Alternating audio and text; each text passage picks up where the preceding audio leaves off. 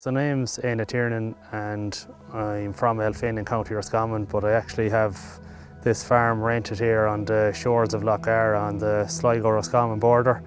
Along with winning the Biodiversity Farm of the Year, I won the Young Beef Farm of the Year award. This especially protected area, it has to be managed carefully. This farm comprises of roughly 100 acres, 75 of which we can graze and cut hay and silage off, and then the other 25 has to be managed. So we manage the grazing on it throughout the year because we've noticed if it's not grazed, we've a lot of dead material and there's no biodiversity here, and if we manage it, we've loads of flora and fauna. We just rotate the cattle on it once the weather and the ground conditions suit. As regards the farming enterprise then, we have dry stock beef enterprise comprising of wheeling to store.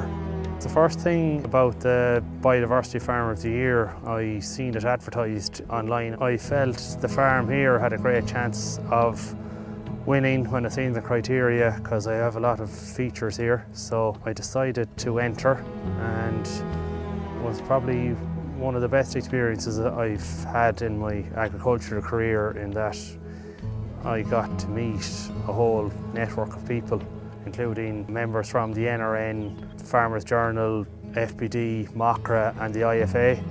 You get to really examine your farm of what's what. For example, we would have laid hedges, and to see the reaping the results of that, then we changed our hedge cutting technique on our mature hedges.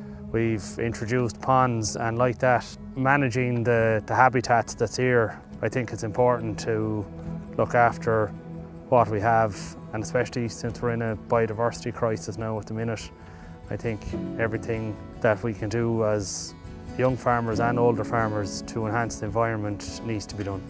Obviously, winning the award was a vindication of all that work that we've completed. I got great satisfaction out of it, just to see that the results of what you're doing, that you're picking the right animals, that you're researching the breeding that goes into them, and then you're monitoring their performance constantly. It is quite rewarding, you know.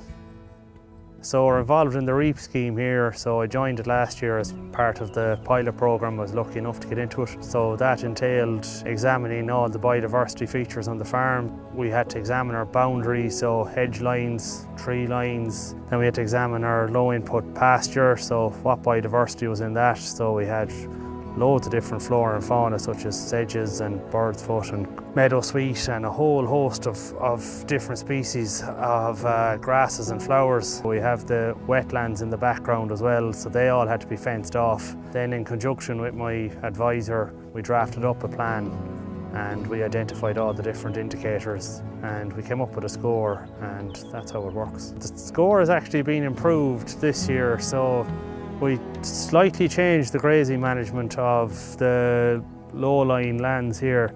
So we grazed them off in the autumn. We'll see the results of it now.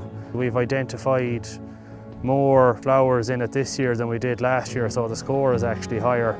I'm also planting another 60 metres of hedges this year as well. I was already interested in the environment, but it's already enhanced my knowledge of what's required and what we need to do in the future. Since I joined the REAP, I've learned so much, and every day is a learning day.